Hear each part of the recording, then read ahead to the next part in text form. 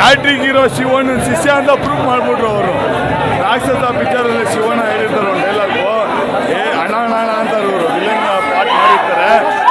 ನಿಮ್ಗೆ ಹೊಡೆಯಲ್ಲ ಹೋಗೋ ಮಗು, ನೀವು ಬದುಕು ಹೋಗೋ, ಪ್ರಪಂಚ ದೊಡ್ಡದಾಗೈತೆ ಅಂತ ಹೇಳಿರ್ತಾರೆ ನಮ್ಮ ಶಿವಣ್ಣ. ಆದರೆ ನಮ್ಮ ದೊಡ್ಡ ಮನೆ ಫ್ಯಾಮಿಲಿ ಹೆಸರು ಉಳಿಸ್ಬಿಟ್ಟು ಶಿವಣ್ಣ ಶಿಷ್ಯ ಅಂತ ನೀನು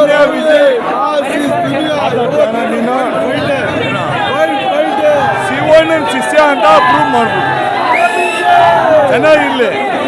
ದುನಿಯಾ ವಿಜಯಣ್ಣ ಅವರು ಇನ್ನೂ ಬೆಳಿಬೇಕು ಮಾಡ್ಬೇಕು. ನಮ್ಮ ಜಿಲ್ಲೆಯವರು, ರಾಮನಗರ ಜಿಲ್ಲೆಯವರು, ಅವ್ರು ಇನ್ನೂ ಇದೇ ಥರ ಸಲ್ಗ ಮಾಡಿದ್ರು, ಎಲ್ಲ ಮಾಡಿದ್ರು, ತುಂಬ ಮುಂದೆ ಬರಲಿ.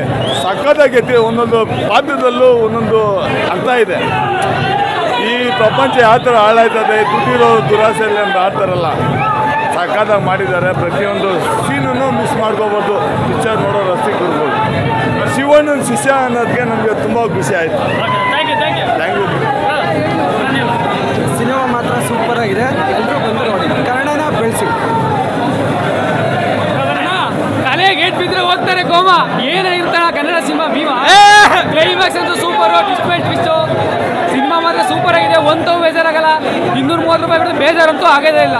ಸಿನಿಮಾ ಮಾತ್ರ ಸೂಪರ್ ಆಗಿದೆ.